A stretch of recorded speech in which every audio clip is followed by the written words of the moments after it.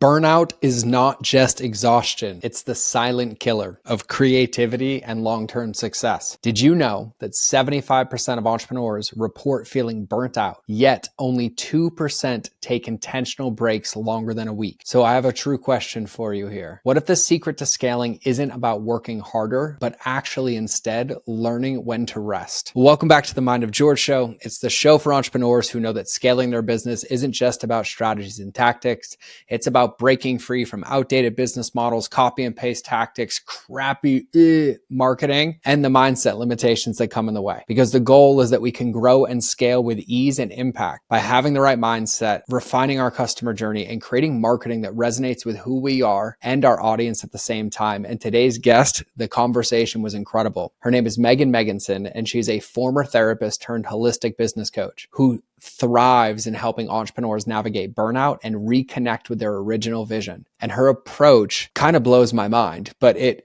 combines psychological insight with practical business strategies so that entrepreneurs can create sustainable success without sacrificing their well-being. And we dive into all of it. I even got taken a class on what capitalism and patriarchy and the systems we live in. And it kind of broke my brain in a positive way. We talk about the real truth behind burnout and why it's not about stress, how these systems of the world that we live in shape our relationship with work and rest, the power of sabbaticals and reconnecting with your intuition, why small business owners have unique power to change broken systems, and how to return to your original vision for freedom and fulfillment. And it was so good. I had pages of notes, but I wanted to share a couple of the takeaways to give you some things to look forward to. Your burnout is not a personal problem. It's a problem based on the systems that we live in, how defensiveness and curiosity can't exist at the same time. The quiet whispers of your soul contain more valuable data than any book or podcast. Your biggest business breakthroughs will come when your laptop is closed. And the one that I had to throw in because it landed for me was the fruit that comes from your garden depends on how well you care for it, not just how well you plant it. So I'm really excited to get into this episode, and we're most likely going to have her back to unpack sabbaticals even more, but I can't wait to hear what you think. So without further ado, let's dive into the show. All right, everybody, welcome back to another episode of the Mind of George Show. Today, I am joined by a new friend. We did the normal George special where we talked for 20 minutes before we hit record, and there probably would have been so much meat to have on here. But I am really, really excited to have today's guest because she is and maybe I'm just going to label her, a recovering therapist and now a holistic business coach, but with an area of expertise that I think is probably the most common, let's just call it, pandemic or disease that runs through entrepreneurship, and the least popular conversation that everybody pretends doesn't exist, which is burnout. And I'm excited. I'm honored. She also, and I just have to say this, is not on Instagram. So I'm celebrating all of that as well. And she's like, nope, I'm averse. I love my life. I love my freedom. But she also is a podcast host. She helps people coach his business, finds practical and spiritual ways to embody creativity and work your best, has some interesting opinions on sabbaticals and all the things that we're afraid to have conversations about, but we all get to lean into and love because they help us be better entrepreneurs. And so without further ado, I want to welcome Maegan Megginson to the show. George, I'm so happy to be here. And I love the introduction of being a person who has conversations nobody wants to hear. If I had to put one thing on my tombstone, that might be it in the end. Yeah. She loved talking about things no one else wanted to talk about. Yeah, they're the important conversations. That's a good tombstone one. Thank you. Yeah, I'm going to write that one down. I would. I'd do that for you. And I tell everybody, if you ever need a hype man, you ever need to intro me you never need an intro for a keynote, I'm there. Just call me. I'll whip you up. And then after this podcast, I'll have way more ammo in my arsenal to kind of go. And just because my heart feels called, I also love the name of your website, which is deeplyrested.com. Yes. So for everybody listening, we're going to kind of get into what that means and understand that. But to celebrate her lack of Instagram, which I just love the freedom that comes with that. She does have an incredible podcast and an incredible website and a newsletter where she'll explain what she does. But I want to kind of dive in, and I also want to just start with the really high level, because I think burnout is a term that's thrown around like candy, where the word alignment, right? I love the word. I hate the world's understanding of that word because there's so much meat underneath it. But can we kind of start with from your perspective as somebody who coaches people in this, what is burnout at its core on every level so people can start to understand? It's such a great point, right? That burnout is a word that is so prevalent in the zeitgeist, but no two people have the same definition of exactly what it means. So it's hard, it can be hard to find conversations about burnout that actually align. Okay, I use the word align and alignment a lot too. So we'll see if our definitions are the same. But it's hard to find conversations about burnout that really align with your lived experience. Like, what is it that you are feeling in your body? I like to think about a bit of a spectrum. And on this spectrum, we can place stress, burnout, and depression. Mm. Those three things, I think many of us use interchangeably. We use the words interchangeably. Oh, I'm stressed. Oh, I'm depressed. Oh, I'm burnt out, because they can all look pretty similar. And I don't know that it actually matters, like which one is true. I don't know that it actually matters. Like I don't think it actually matters that we get really clear on like having a specific definition for each of those words. So I don't want to get too in the weeds about it. I think it's more helpful just to sort of paint a picture of what most people mean when they say they're feeling depressed, so you can really identify in your body what isn't working for you, right? What is out Mm. of alignment for you. So for me, burnout is this experience of no longer loving something I used to love, right? No longer feeling motivated to do the work I know I am here on this planet to do in this lifetime. When we get to that point where we hear ourselves saying, "I love my work, but I can't do it this way anymore," that to me is an indicator that we are arriving in something akin to burnout. And then once you're in burnout, I find that it tends to show up in two different ways. And if I can be a nerd for a second and talk about Nerd out.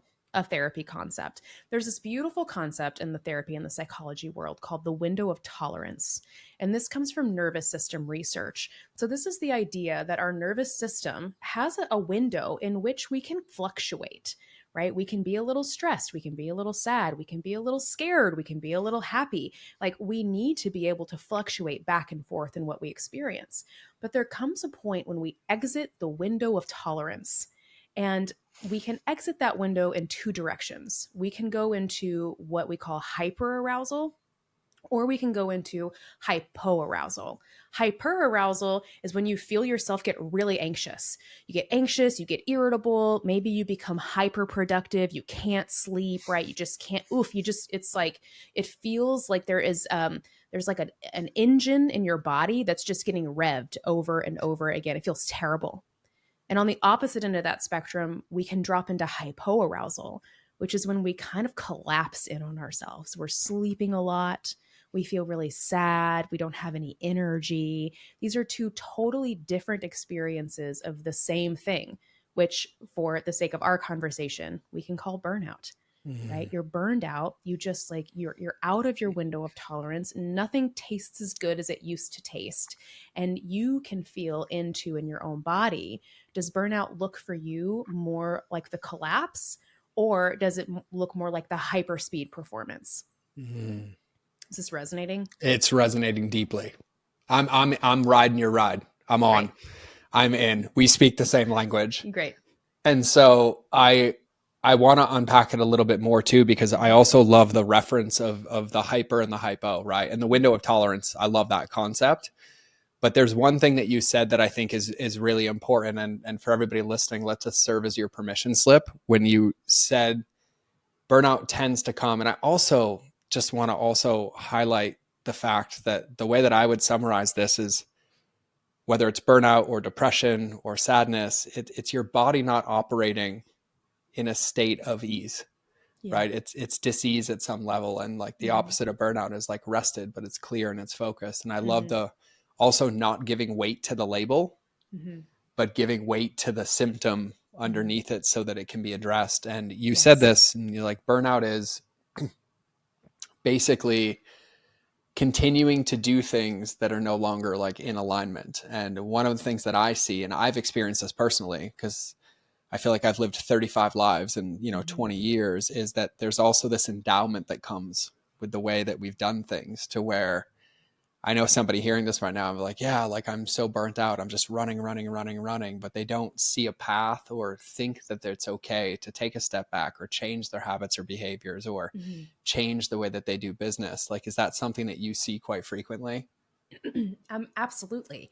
I think when we're on the path to burnout, like the path to burnout starts with stress, Mm, right? We just like, oh, we feel stressed. And because we live in the capitalist patriarchy, we've really been conditioned to think that stress is like a sign that we are on the right path.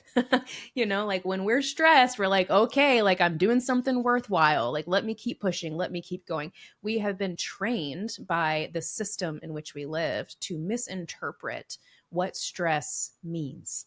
Our body is trying to communicate to us like, hey, something is off.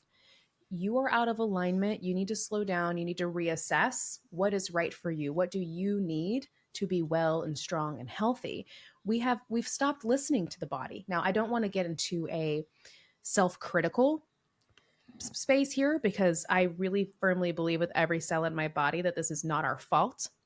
It is not our fault, and blaming ourselves for these patterns that we've perpetuated is so not helpful. Like, we need to blame this system of capitalism, the system of patriarchy that has trained us to believe that our value is based on our productivity, right? That our mhm. worth is based on our output. Because we're operating by this set of rules, we misinterpret these signs of stress and we keep pushing through until we land in burnout. And I do think it can be helpful to really to discern the difference between stress and burnout, because when you actually click into burnout, you don't get to make choices anymore. Right? People who are truly burned out, like, you cannot function. You cannot continue moving forward. Again, your burnout might look like hyper or hypoarousal. We don't know. It's different for everybody. But there is a point when burnout will make the decisions for you. Right. I think Mm, many of us have stories where like we landed in the hospital, right? And like our bodies literally start shutting down. That is burnout at the extreme. So I think, coming back to your question, if we take a couple steps backwards before we get to the point of total collapse, that's the workable zone that you're describing, right? That's that place where we do have choice and agency about how we're showing up and operating in the world. And many of us, because of our conditioning, we choose to ignore the signs and signals that we need to make some changes in service of pushing through and doing the things we think we are, quote, supposed to do. mhm. Yeah, I love this. I've probably talked about that. I've probably said no fault, no blame, no guilt, no shame 7,000 times on this podcast Love in that. quite a few years. And I also love, God, there's so many things that I want to unpack. This is so good. Um, the part of like our body is like kind of our most intelligent barometer, Hmm. and we're conditioned to ignore it. We're Yeah. conditioned to reject it or like Yeah. shove it down. And then, like, for me personally, I went through 3 years of adrenal fatigue that almost killed Mm. me, Mm. like to the point where like it was bad, bad, bad, go Hmm. from the Marine Corps for 13 years to entrepreneurship. And I was like, here's my new addiction, right? Hmm. Working, Hmm. hustling, sleeping when I'm dead, right? Kind of thing. Yeah, that is literally the message I was raised with, by the way. Like, Yep. that was my dad's refrain. If I was resting or being lazy, you can sleep when you're dead, Yeah. like, get up, get to work. It's so real. Well, and also like just to call myself out on how much I celebrate the fact that you're not on Instagram and how Mm, abnormal that feels for some yeah. people. Where like, yeah, I have friends here that are successful multimillionaires and billionaires, and they're like, I've never been on social media. Like Yeah. to your point about like all the things that are conditioned for us to believe and think and operate are all basically designed to get us to do things against Yeah. what that natural inclination might be in our Yeah. intuition, our heart, our rest, our alignment. Right. Um, And that natural inclination, just to name it, is called nature. nature. Yeah, it's a Hmm. good name for it. And it's why I live in nature, like truthfully. And I know we're going to get into sabbaticals later because I love this. I love all of this. But even for me, where like I still face this as somebody who's achieved it all, worked so hard, like grinded, grinded, grinded. And then now like my son's not in school on Fridays, it's half days. And so my Fridays are open. Hmm. And then Saturday and Sunday, like I'm on sabbatical, like I'm not Mm-hmm. touching anything, I'm not doing anything, but Mm-hmm. there's still a part of my nervous system Yeah. that's like, what are you doing? Yeah. Why are you resting? Like, why aren't you doing A? Why aren't you doing B? Yeah. And I think it's such a profound thing. And I want to just presence this because I also think the power in this conversation is understanding and recognizing our patterns, recognizing those things that are out of alignment, but also recognizing there's not a finish line in fixing them. There's an awareness Mm-hmm. and consistent adjustments, right? Like, Yeah. because to your point, we're bombarded, right? You're on social, you're at work, you're in meetings, you're in calls, new clients, all these things that coming Mm-hmm. in, like the field changes every day. Mm-hmm. And what we tend to, maybe me personally, tend to forget about is that that also requires that I adjust to the field Yeah. from a place of what we would call alignment of like, is this important to me, right? Should I continue to do this? And so I also love this. Can you just, for everybody listening, because you use really big terms that I love, and I'm gonna have a whole new dictionary of words to use.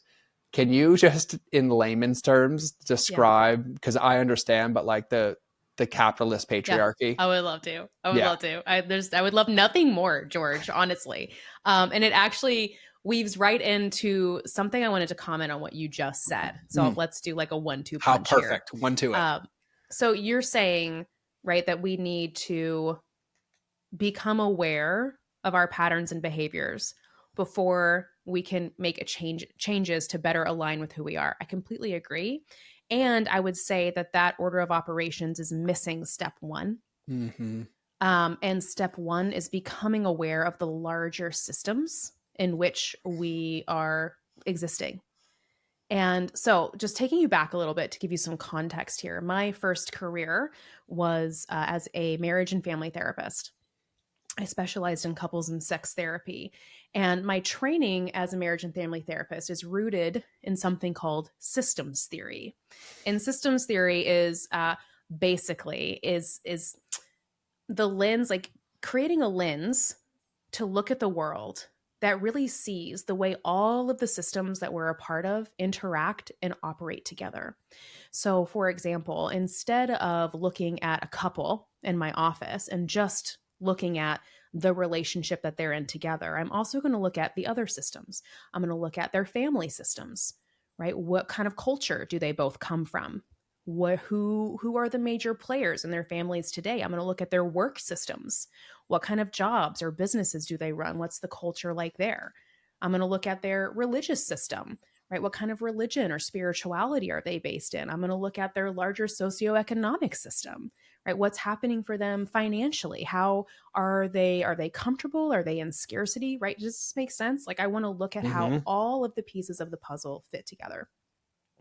And this theory is really rests on what I believe to be the truth that we can't create alignment in our lives if we're not placing ourselves in the larger context that we're a part of. It's like putting a band-aid on a stab wound, Mm-hmm. right? It's like trying to find it's making ourselves personally responsible for solving the problems that are society problems. They're not Megan problems, they're society. Your burnout is not a George problem. Your burnout is a Western capitalist patriarchy problem. Okay. So that's systems theory. That's why it's important that we talk about things like capitalism and patriarchy. I know a lot of people are going to hear those words and they're going to roll their eyes. They're like, they've already stopped listening to this episode, Yep. perhaps. Yep. Um, People have really strong reactions to these words in the same way that people have strong reactions to racism, white supremacy, colonization, right? We hear these words that evoke a defensive reaction. And that's because one, um, we've been trained that these conversations are dangerous, right? We've been trained that like, ooh, no, I don't want to, we don't talk politics at the dinner table, kind of like we've been trained not to talk about it, not to touch it. But also that defensiveness comes from a deep intuitive knowing that we ourselves are being harmed by those words and by what those words represent. There is a part of us that knows these things aren't good for us. And sometimes looking deep in the mirror and getting radically honest about what is harming us is really hard to do. It's much easier to get defensive. right? It's much easier to get an attitude or to be like, I'm not interested in that conversation than it is to go, oh, how is this impacting me? What is true for me about this particular system or this conversation? Anyways, that's maybe not exactly the point, but I think it's worth just naming that if you feel like you're having a sticky reaction to capitalism, to patriarchy, notice it. There is valuable data for you in that reaction. Does that make sense? Yeah. Yeah. No, it Yeah. makes perfect sense. And even when you were listening, I think I've referenced so many books on this podcast, but like, one of the books we reference all the time is Jonah Berger's book, The Catalyst, which is how to become a catalyst for anybody's change. But it talks about basically the 6 things that get in the way Mm-hmm. of you being able to be a catalyst for somebody else. And the first one is reactance. When we Mm-hmm. speak, communicate, or show up in a way where somebody's anti-missile guidance system pops up, right? And then you Mm-hmm. nailed this. It immediately goes to fight or flight, and it Yeah. immediately goes to defensiveness. I mean, I Yeah. loved that even as you were explaining that, and I love systems theory, by the way, like I'm a big fan of it. And I've never talked about that, of like not only looking at yourself, but looking at the system that you operate within. And Yeah. this could be if you are listening to this and you have a career and Yeah. you're in a 9 to 5, or Yeah. if you're an entrepreneur or even have a business partner. Like the systems are the places that we live. Instagram's a system, Facebook's a system, your email marketing is a system. Like, to Yeah. even my point about Megan, she's like, great, I don't want to be in the system of Instagram. I'm going to be in the Mm-hmm. system of my website and my Mm-hmm. newsletter and my podcast, which, Mm-hmm. brings joy. I think the thing that I love about it is however you respond to the labels, but being willing to look at the field that you're playing in Yeah. and look at it at a higher level. And It's the thing that crucial. you did, you in just natural speaking, instead of making statements, you ask questions with curiosity, like, how is this affecting me? Like, Mm-hmm. is this changing my view of the world? Like, Mm-hmm. I know for me, I used to go to a lot of marketing events, and I would go, and I would always complain about going. I'm like, why am I here? And I'd meet a few people, but like I'd feel icky. And then I realized over the years, I just stopped going and I started putting on my own. And it was Mm-hmm. because like I didn't like watching people chase to the back table or being gaslit into paying money or maxing out credit cards. And I Mm. was like, oh, this is the field I have to play on. And I'm like, actually, no, I It's not. don't. Okay. And so, yeah, go ahead. Yeah. Okay. That's so good, George. Let me use that as a segue to answer the question you asked me 15 minutes ago. Sorry, about It's okay. We're just capitalism opening and loops over here. great. We're yeah, capitalism and patriarchy, layman's terms, and then I would love to come back to like Please. those events as a place to look at some really specific manifestations of these Mm-hmm. systems because it's such a good example. Capitalism, layman's terms. Capitalism is an economic system. Right? Capitalism is a system that organizes the exchange of goods and services using money. The problem with so to be clear, money is fine, right? Money is not the enemy. Money is not a bad thing. Money is just a thing that we humans have created to organize this exchange of energy between us. The problem is the system of capitalism, which has privatized the exchange of goods and services and real estate. And what that means is we've all become monopoly men in our own individual games of life, right? We have all been trained that it is our duty to acquire as many resources as possible, to be in competition with each other because we're playing this game based on this rule book that says there's only so much to go around. There's only so much to go around, so we have to fight to see who can get more of it faster. Right? That's capitalism, right? And because we're all fighting in a very competitive way to acquire as much as we can as fast as we can, we have created these lives that are based in extraction, right? We're looking unconsciously at all of the ways we can extract resources so that we can create some semblance of safety, right? So that we can feel that we are safe and okay and protected in the world. So we are extracting resources from the earth. We're extracting resources from each other, right? In the sense of like extracting energy. I want to get as much as I can from you. This is the most obvious in a business setting, right? Mm-hmm. Looking at an org chart, the lower you go on the org chart, the more that section of people is being extracted from. And we're also extracting from ourselves, right? Because we're on this hamster wheel and we're trying to run as fast as we can to gain as much momentum as we can in life, we're extracting our own life force energy. We're extracting our well-being in service of acquiring more. We're climbing the ladder to nowhere, right? We're just all climbing up, up, up, up, up. And capitalism teaches us that constant growth is the only acceptable outcome, right? It's like if you aren't growing quarter over quarter, if you're not making more money, more muscle mass, right? More friendships. If you're not growing quarter after quarter, you're failing. You're a failure. Now, the problem with capitalism is that, well, I mean, there's many problems, as you can tell, but one of the core problems here is that the system of capitalism has completely disconnected us from our relationship with nature, right? That at the core, we human beings, we are nature. We are one with nature. There is no difference between me and the tree in my front yard. We are actually the same. We are meant to operate with the same seasons and cycles as nature. But capitalism has conditioned us to think that we're actually not part of nature. We're part of this other system entirely that's based on constant upward growth. That's capitalism. Then we have patriarchy. Patriarchy, we could talk about for a really long time, but I think the easiest way to think about patriarchy, it's a system of power, right? Patriarchy is the system of power that we live in this Western society. And we have to ask ourselves, like, who has the power? Who makes the rules in this society? And it's been mostly white men for a very long time, right? So we are living in this system where a very small group of powerful white men have made the rules about how we are allowed to operate in the world. And people who aren't powerful white men, which is, spoiler alert, literally everyone else, are being harmed in the process. So, some of the negative outcomes of patriarchy that we experience, especially as service based business owners, is this conditioned belief that it is our duty to be of service to everyone else to the exclusion of our own well being. Right? This is that part of you that laughs on the plane when they say put your oxygen mask on before assisting others, and you laugh and you're like, that's so dumb. Like, that's internalized patriarchy. Right? The part of you that feels like that you are responsible for caring for everyone around you, regardless of how you're doing, that's internalized patriarchy, right? The part of you that feels like you need to do everything you can to create as much power and gain as much control as possible in your life and business, like, that is internalized patriarchy.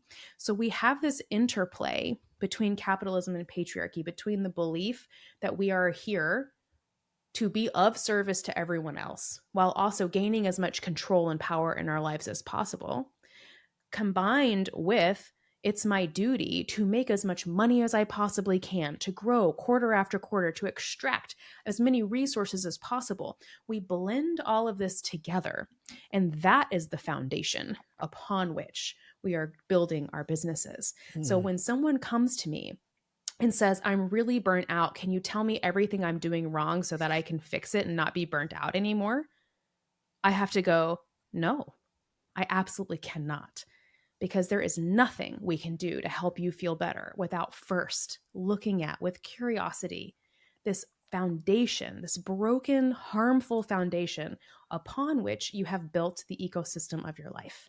We cannot put a Band-Aid on a gaping stab wound, right? We have to look at the source. We have to look at the systems that are contributing to the way we're operating in the world.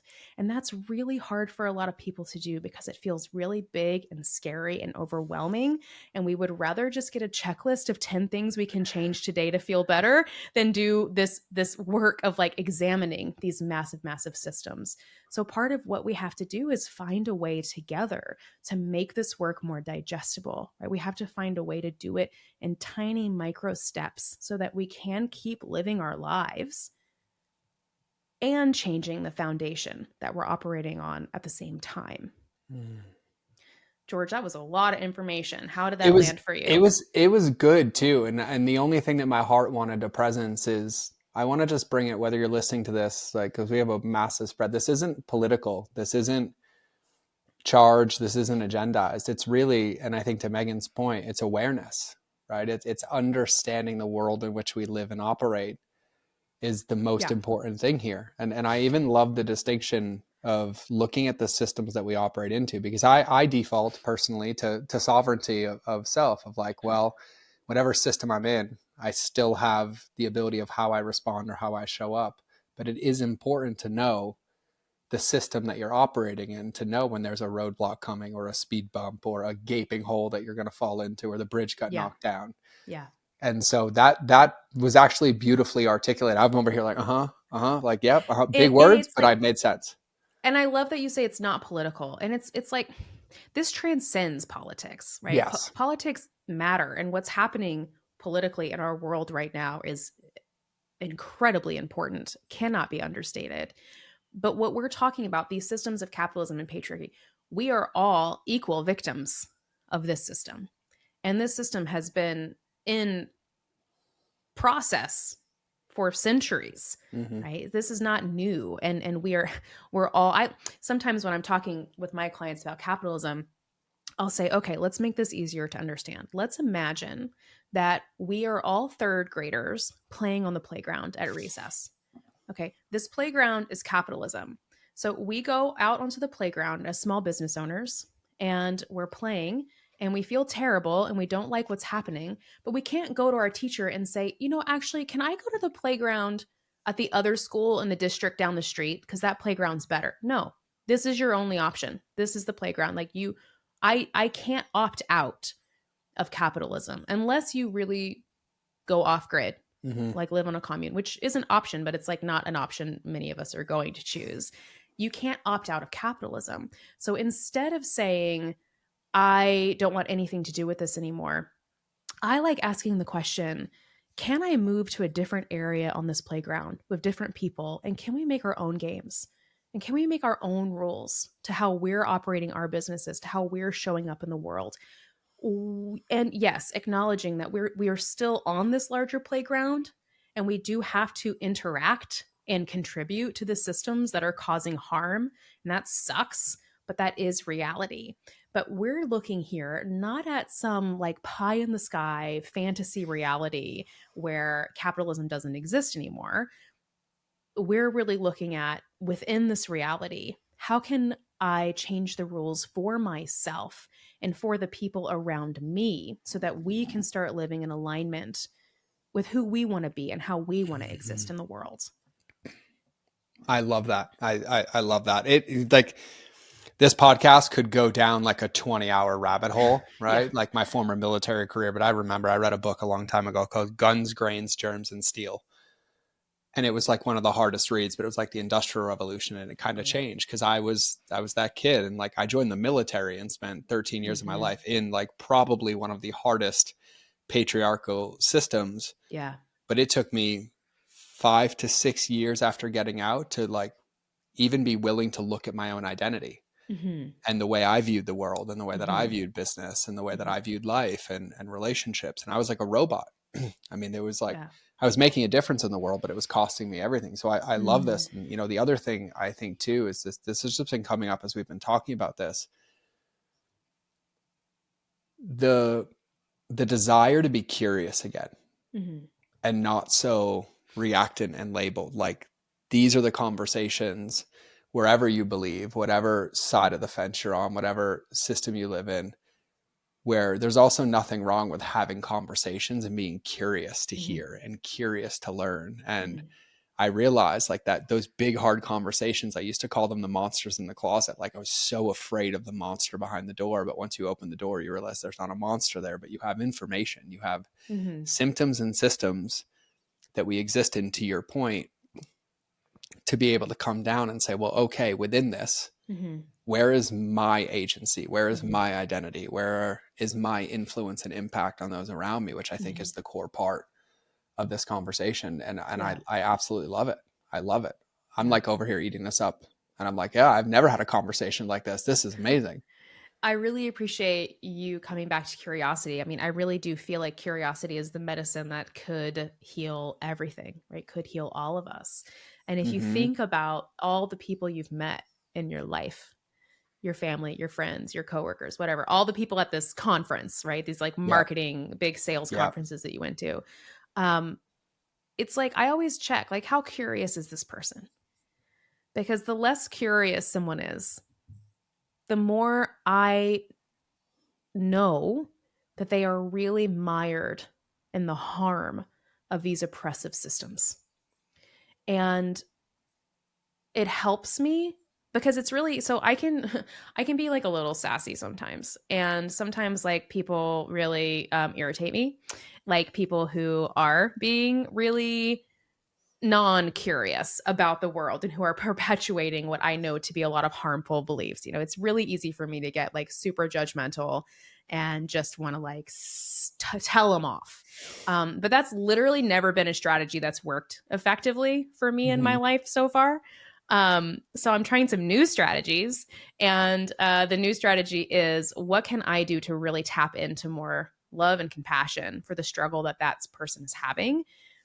And then I'm going to follow that up with boundaries, right? So when I meet someone who lacks curiosity, what I try to say to myself is like, wow, that person is being so harmed right now by the system of patriarchy and by power and control and the belief that their value is based on their productivity. They're so burnt out and they're so not ready to look at it yet. And that's what the lack of curiosity really represents. It represents fear, represents single-mindedness. And I hate that for them. I really hate that for them. I hate the way that this is harming them. I try to meet them with love and compassion.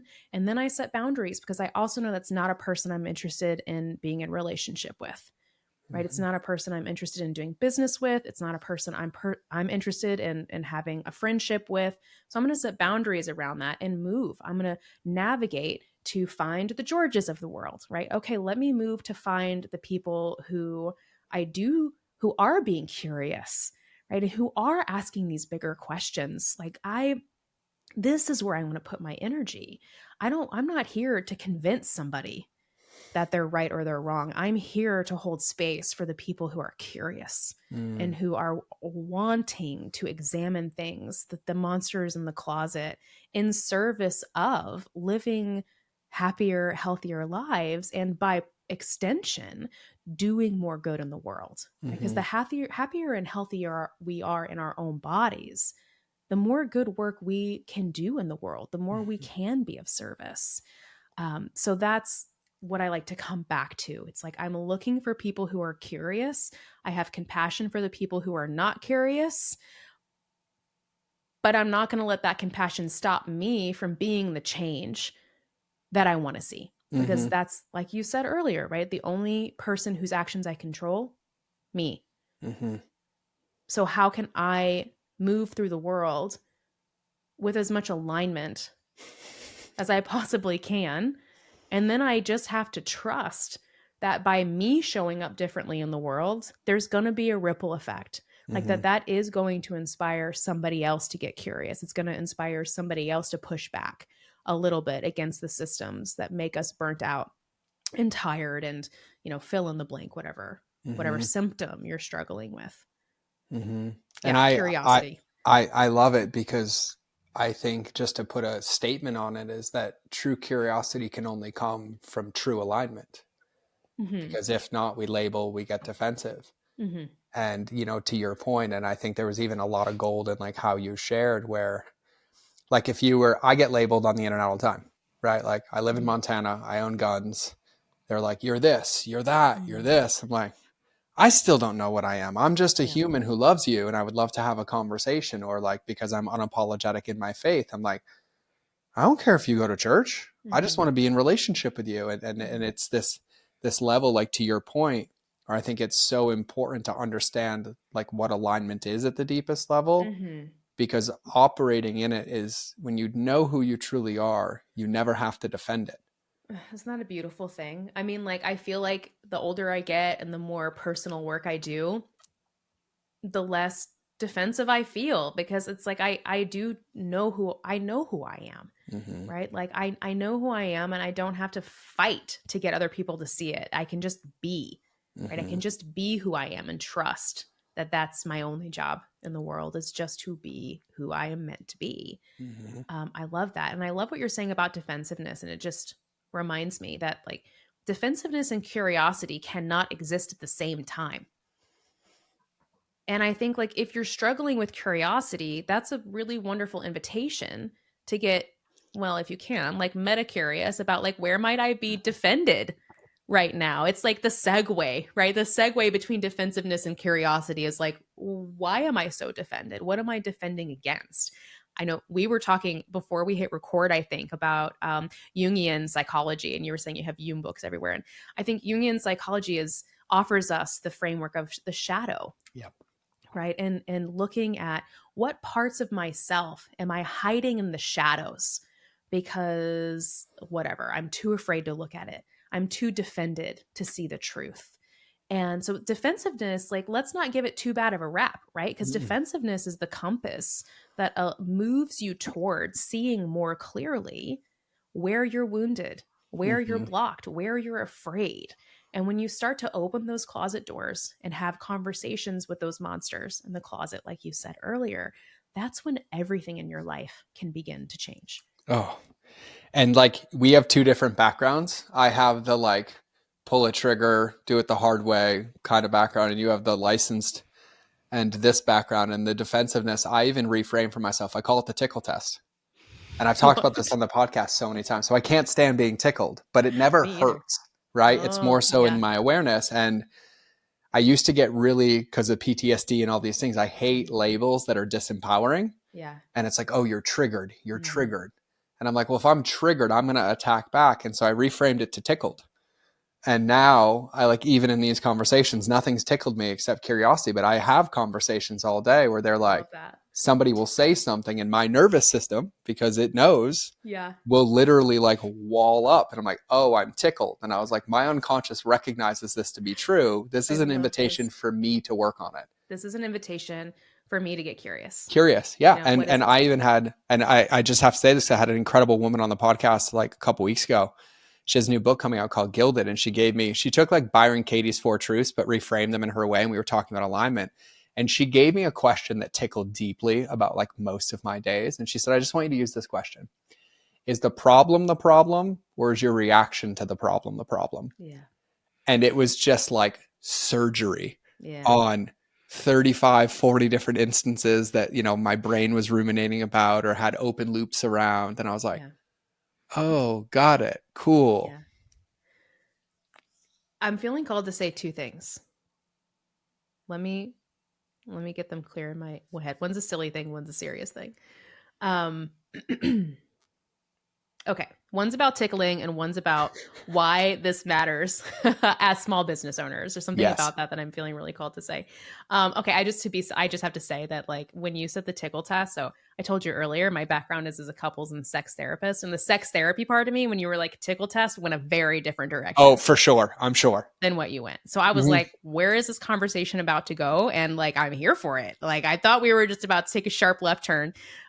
We didn't, but I appreciate the tickle test. I love that reframe. I love like, it's such a great example of you noticing curiosity and noticing, again, the medicine the world needs, right? You notice like talking about being triggered is not helping me. And the same thing with burnout. It's like, if someone's saying like you're burnt out, if like that doesn't help you, if someone says you're depressed, if that doesn't help you, if someone says you're stressed, if that doesn't help you, it doesn't, then let it go.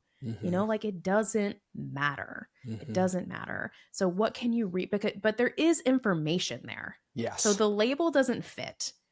I always think about the aisle at the grocery store with the spaghetti sauce. Yes. Okay. And like if you ever go to the grocery store to look for spaghetti sauce, you get there and you're like, what the hell? Like, why are there 50 different spaghetti sauces? And like, they're all basically the same. Yep. They just have different labels. Yep. Right. It's like you can change the label, but the sauce is the same. And the sauce is like whatever that core struggle or quote symptom is that someone's calling you out on or that you're noticing within yourself. So ditch the label and call it something else, but deepen your curiosity about what is it for me that isn't working, because that's beautiful information. That is the intuitive wisdom, the intuitive intelligence of your magical body communicating to you, giving you all of the information that you need to do everything you're meant to do in this life.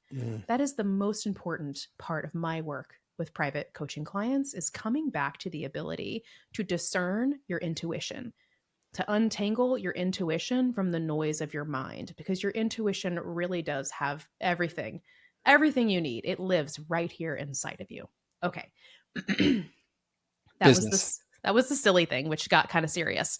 And business, why this matters. So here we are sitting here. We're talking about capitalism, patriarchy. I hope people are hanging in there with us. They've heard way crazier from me. Okay, So cool, like cool, cool. you pretty much have a pass, I think. Okay, good. I'm glad you're still here, listeners. I'm glad you're still here. I'm glad that you are doing the hard work of like trying to digest this conversation.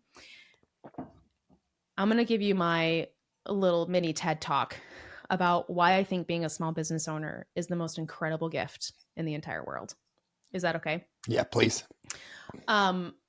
These systems of capitalism and patriarchy, most people don't have a choice in this life but to play by those rules, right? Most people in our country, most people that you know in your own life, work for somebody else, right? They have a 9 to 5. They have a corporate job, right? They work in the service industry, and they have way less agency and autonomy in their lives than we do as small business owners. And I think this is the greatest gift of being a small business owner, is that you have more agency and autonomy over your time and your energy and your life force than nearly anybody else on this planet. And I think that because we have this tremendous privilege that most people never get to experience, I think that it's actually our social responsibility to be the ones who are changing the rules and the structure of these systems that we're operating inside of. This is why having this conversation that nobody wants to listen to, this is why having this conversation is so important to me, because I really do believe that we have the ability to create the most fundamental change, the change in these systems that are harming everybody. Like, we have the power as small business owners to begin to deconstruct just by making different decisions about how we show up and operate our businesses. So can I ask you, would you play a little game with me? I'm in. Okay. So George, this is a little thing I do with new clients that I'm working with. Close your eyes and take a breath. And I want you to travel back in time.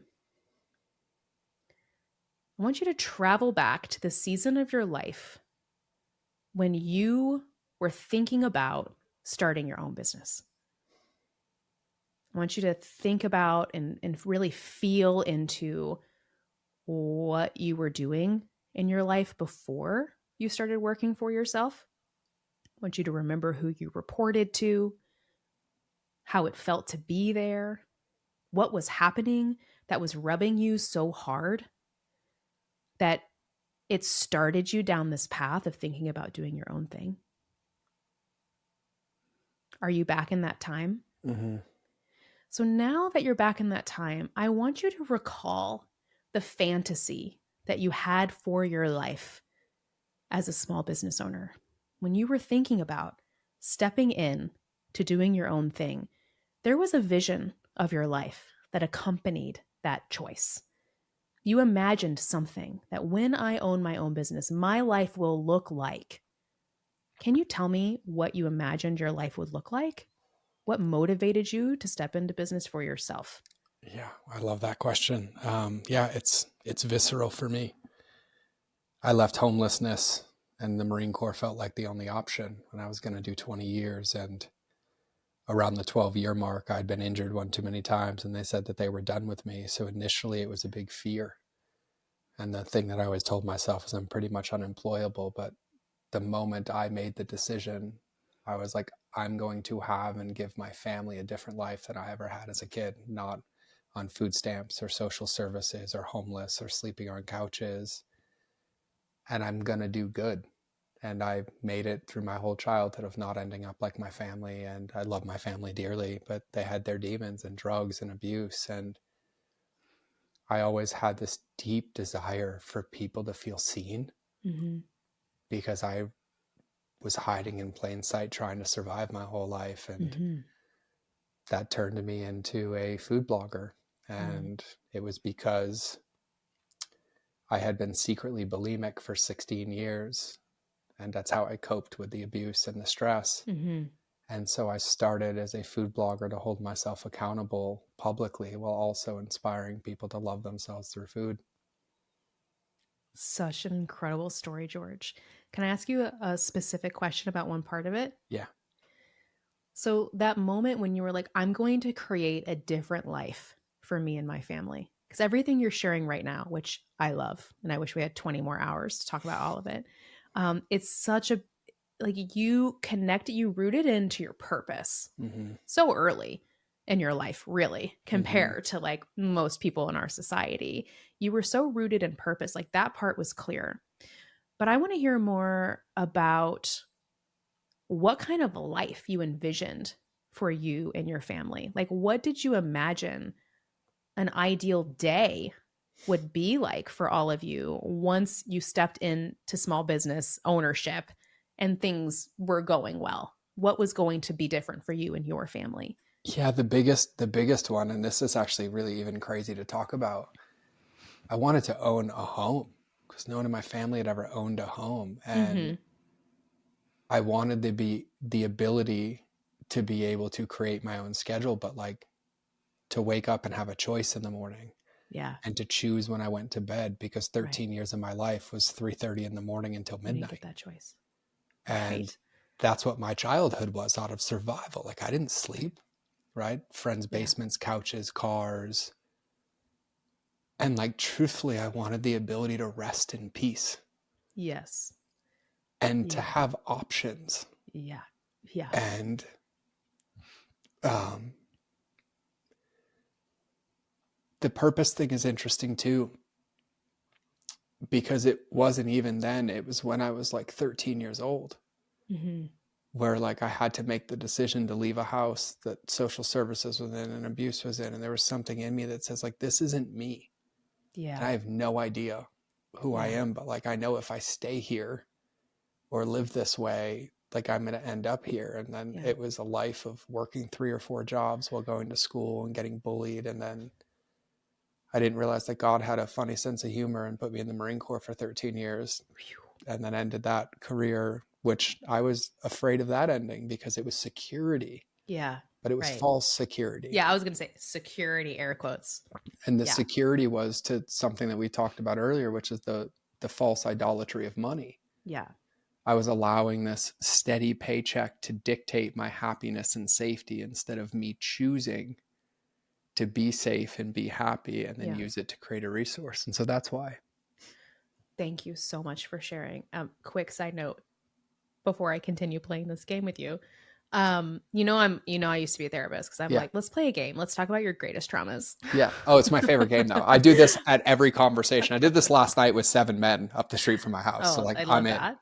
I just want to say, I really appreciate, it's so obvious to me the amount of time and energy, George, that you have put into your healing, your personal healing, that your ability to talk about your story and these truly capital T traumatic events that you've experienced, to talk about them while staying grounded and clear and so like in the channel of love, is just such a great testament to the healing work you've done. So truly, I'm just like witnessing that and appreciating it so much, because I think the greatest way we can be of service as people, as business owners, is to do our own healing work.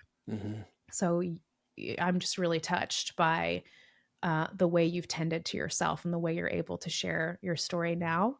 So thank you so much for Received. sharing it with me. Thank you.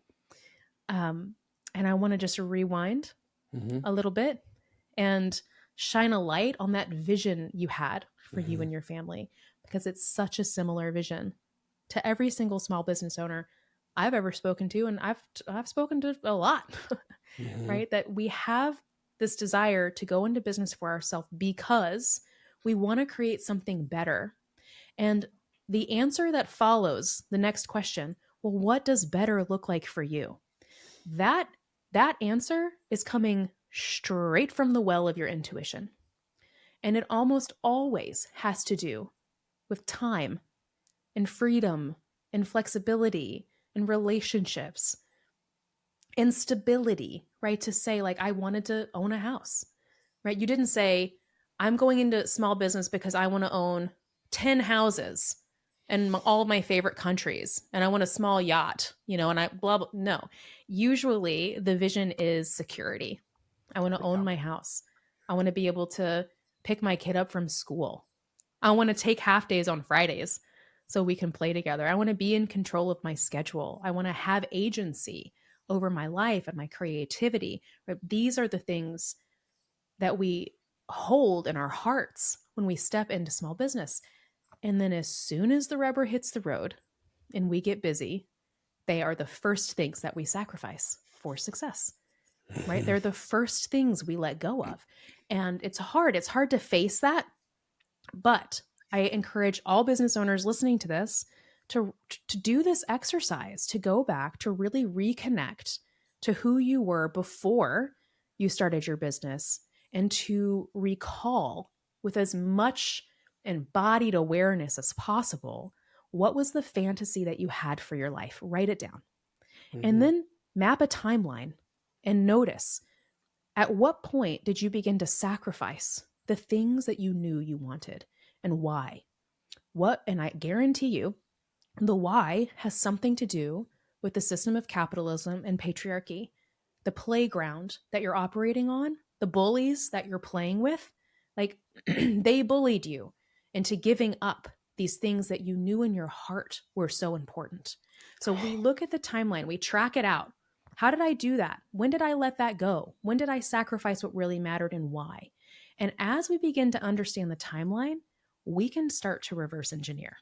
And this is where, like, I get so excited, George, because we can go back. It's not lost forever, right? We can go back to that fantasy that we had at the beginning, and we can start to figure out in our businesses now, how can I cut the ties that bind me, right? How can I step away from the rules that were never mine to begin with, and that are preventing me from really living the life I know in my soul I'm meant to lead?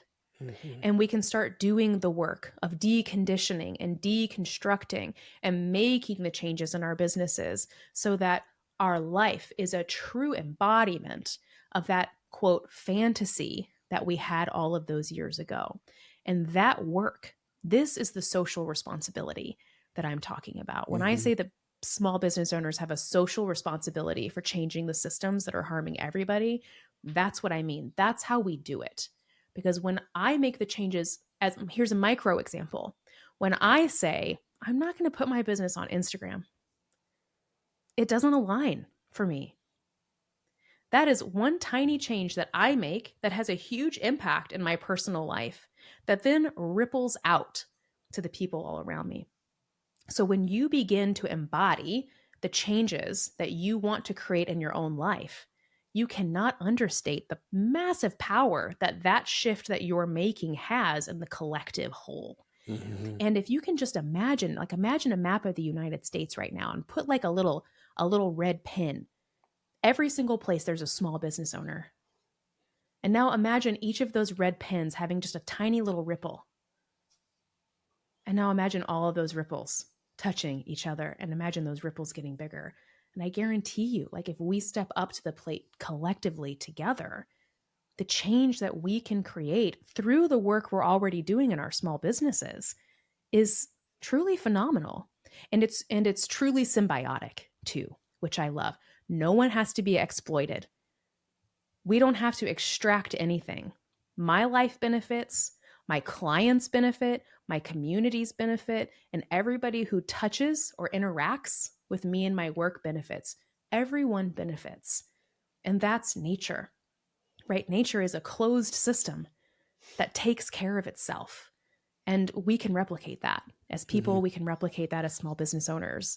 It's practical magic. And I just want everyone who's listening to this to know that, like, you get to play a part in that. This magic is accessible to you. And it starts right here. Yeah. I want to I want to put that into a recipe of what I heard, because we talked Please. about my vision and we talked about my why. And I'm very public on this podcast. I am an unapologetic man of faith. And one of my favorite lines is pick up your cross and follow me every day, which means I crucify myself publicly to be that example for my son. And what's so crazy is now, because you have the background, I have the layman's terms one, is I think about it like a garden, because I Mhm. think underneath all of that, coming home to that vision, there's also a responsibility. And we're not advocated of work. You're either working to weed the garden of all those places that you're out of alignment, or you're working to plant the garden in places that you want things to grow. And for everybody listening to this, the fruit that comes out of your garden is really predicated on how well you care for it, not how well you plant it. And you're going to be planting seeds, and the world is going to insert weeds. And you get to play this game. And I love the way that you break that down, because I did it. I achieved those things. Mm-hmm. And then I fell into the system where I Yeah. idolatrized my reputation. Yeah. And I cared more about what people thought about me than I did my own value. Yeah. Or I idolized money. I keep making up that word idolatrized. It's idolized. I've done it like 100 times this week. I mean, I didn't even notice, so it's working for me. Idolized money. And then I went from having everything to then saying I wanted that family to being on 155 flights a year and 180 hotel rooms, because I'm keynoting and I'm consulting and, boom, boom, boom. And even hearing you share this now, where at the deepest level, I basically created a garden I didn't love anymore. Mm-hmm. And then I ignored the garden instead of realizing I built it, I Mm-hmm. planted it. Mm-hmm. And now to speak and thank you for acknowledging me the last 17 years of this work for myself. I wouldn't trade anything I have. And I basically walked away from everything. Mm-hmm. But I've never been happier in my life. Mm-hmm. The clients I serve, the fact that I work 4 days a week, I bring my son to school every day, I pick him up every night, we play every night, we read every night, and then things wait. And when I have time to get into the garden, I go get into the garden. And for me, it's God rewarding me with provision, because left, right, and center, people are popping up and they're like, I want to work with you. I want to work with you. I want to work with you. And to even tie something you said earlier, I have a very interesting background in being in the military for 13 years with interesting jobs, and nothing changes from the top down. It changes from the bottom up. Yeah. And to even give a tangible example to people listening to this, where we're talking about systems and patriarchy and capitalism, and they're like, oh, I'm like, no, look at our food system. Mm-hmm. Look at the $1 trillion of quote unquote health foods that exist now that are non-seed oil or this here or organic or GMO. That is a small person with a passion, or the person who made kombucha. I was like, I want this. Or the person who made Berkey water filters and like, you shouldn't be drinking fluoride and XYZ, right? And to your point, like tying it tangibly together for an entrepreneur, those are the things that when you have that vision and passion based on what you value, and then you go build that garden, it starts to spiral. Yeah. And then now you see it where, like, I was a paleo food blogger, 2010. Good luck going to the store and finding gluten-free products. Mm-hmm. Mm-hmm. And then now there's aisles and aisles dedicated to them, or grass-fed meat, grass-finished meat, like all these different things, raw milk, like all these different things started. And so entrepreneurship is no different, but we're also surrounded by examples of the difference that it makes when you operate like you're saying. And so Yeah. I do want to ask one more question, because we got to land this soon, Yeah. or else we would do this like Joe Rogan style. That's not necessary. For me personally, the answers to those questions, the agency and alignment that I have found and continue to find, comes from time and silence. Mm-hmm. And I had a mentor a long time ago who said, my biggest challenge in life is that I'd never been quiet enough to hear God's whispers, your intuition, right? Mm-hmm. And surrounded by that noise. And I know sabbaticals are huge for you, Mm-hmm. right? And so I would just love for you to kind of break down, like maybe in a couple of minutes, like the importance of a sabbatical and the benefits of them and like what the purpose is. Because even like tactically, Mike Michalowicz in his book Clockwork, which teaches entrepreneurs how to run their day, at the beginning of the year, he makes them pre-schedule in a 6-week vacation, like no strings attached. And I think sabbatical is one of those words that people get scared of because like, I can't walk away from my business. Everything's going to die without me. And I'd say, I don't think you can afford not to walk away. Yeah. But I would love your thoughts on that. I'm laughing because I think this was going to be like our main conversation It today. was, and I love where it went. It's So going to I'm be in. sabbaticals. We were So just maybe we have to do unpacking a capital follow-up. patriarchy. Yeah. I mean, I we mean, could do. I love where we started too, because it's actually where we need to start to fully understand the importance of sabbatical. And like it's really easy for people to dismiss sabbatical. Oh, that's not for me. Right? I can't do that. I don't need that. It's really easy to dismiss that because you haven't yet had the conversations with the monsters in the closet, like we're talking about, right? You haven't really looked at what am I carrying with me and what kind of systems am I operating inside of and how are they impacting me?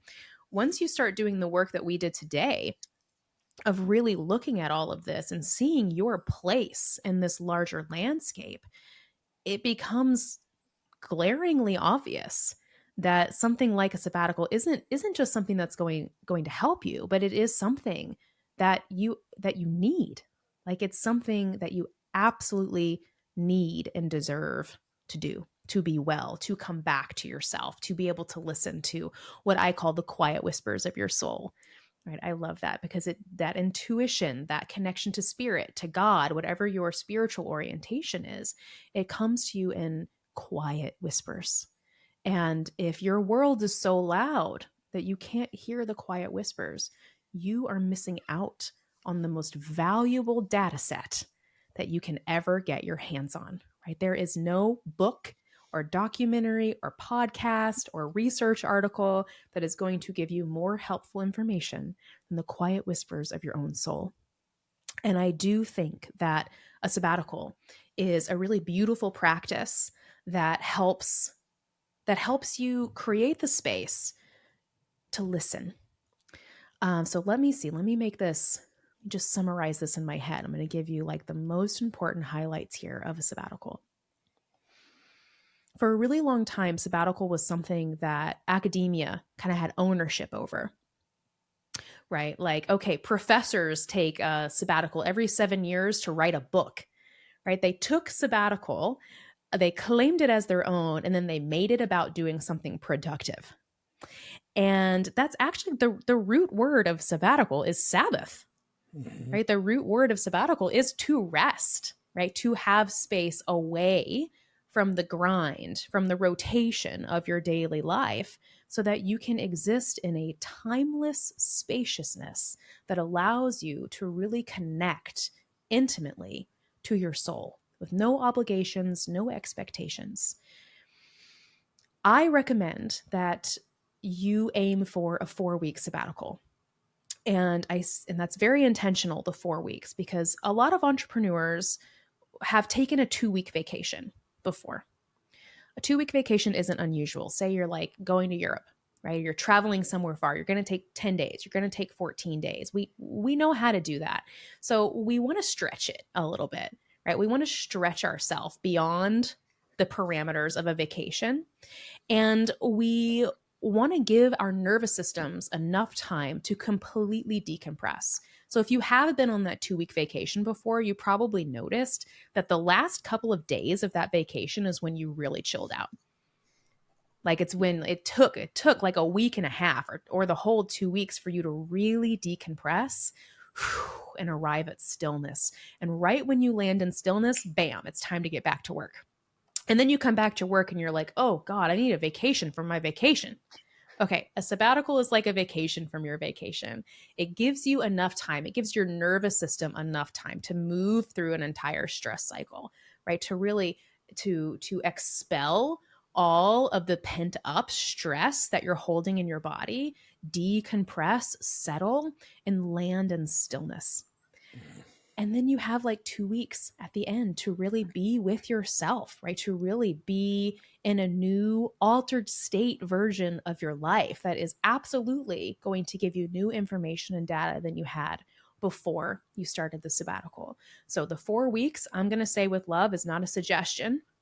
I mean, it is a suggestion because you can do whatever you want, but it's a strong recommendation that you do the full 4 weeks, and that during that 4 weeks you set yourself up for success by really thinking about what kind of support do you need. If you know that you're going to freak out having all of this time and spaciousness, then you probably need a guide, right? So that's like something I do with my clients is I mentor them through sabbatical. You might be able to do that with your therapist, right? You might want to have extra therapy appointments set up. You might want to do this with a buddy, with another business owner so that you can do it together. I don't recommend doing this totally solo the first time you do it, because it can be disorienting and you don't want to kind of lose yourself in this timeless spaciousness.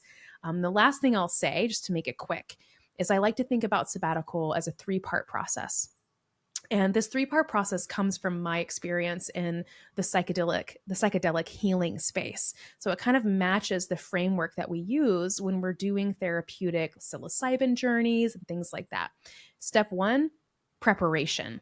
Before you go into sabbatical, really get clear. What are your intentions during this time? What kind of parameters and structures do you want to give yourself so that you can really have a journey during this 4 weeks and feel contained? Because when we don't feel contained, that's when things get scary, right? That's when, unexpected challenges can arise.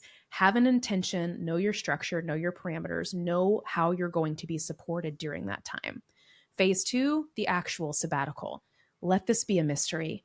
Go in with no plans, no expectations. You are just meeting yourself outside of the paradigms of capitalism and patriarchy that you've been inside of your whole life. So have lots of curiosity, lots of compassion, and give yourself lots of space to sit and listen. Sit and listen. And then step 3, phase 3, when you come back from sabbatical, it's crucial that you have an integration process. So if you come back from sabbatical and you immediately dive back into work, business as usual, and there's no process for reflection, integration, really deciding what did I just learn? What wisdom did I glean? And how do I want to weave that into my life and business in a really practical way moving forward? If you skip that step, it's likely that you're not going to feel long-term results from that sabbatical. But if you really give yourself time and support to integrate your experience, you absolutely will change your life in some pretty transformative ways. But you have to give yourself that space to integrate. Okay, that's my sabbatical summary. George, does that all make It was sense? good. It was good. It's echoed and also collapsed many things I've talked about on this podcast as well, because it's something that I stand for and help people navigate. And it's also a muscle too. And so for everybody listening to this, knowing that like 4 weeks might not be in the agenda right now, preparation and planning and thinking in the future. But the one note that I'll say is I've had to learn this in my life painfully until it became pleasurable, which is the way that I remember this is the devil yells and God whispers. And if you want to hear the whispers, you have to create the space Yeah. for it to be still and silent. Yeah. And it's a daily practice as well as a sabbatical that you do. Well, and that's what I love about, because you're right. Like, I couldn't today be like, 2 months from now, I'm going to take a 4 week sabbatical. No, I have to plan it a year in advance. Yep.